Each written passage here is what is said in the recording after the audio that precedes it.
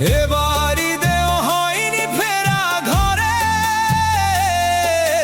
প্রিয়জন ছাড়া ঈদ কাটে মোর একলা অচিনপুরে। নিঃসঙ্গতা কুরে কুরে খায় তবুও মুখে হাসি, আমি যে প্রবাসী, আমি যে প্রবাসী। সবাই ভাবে প্রবাস মানে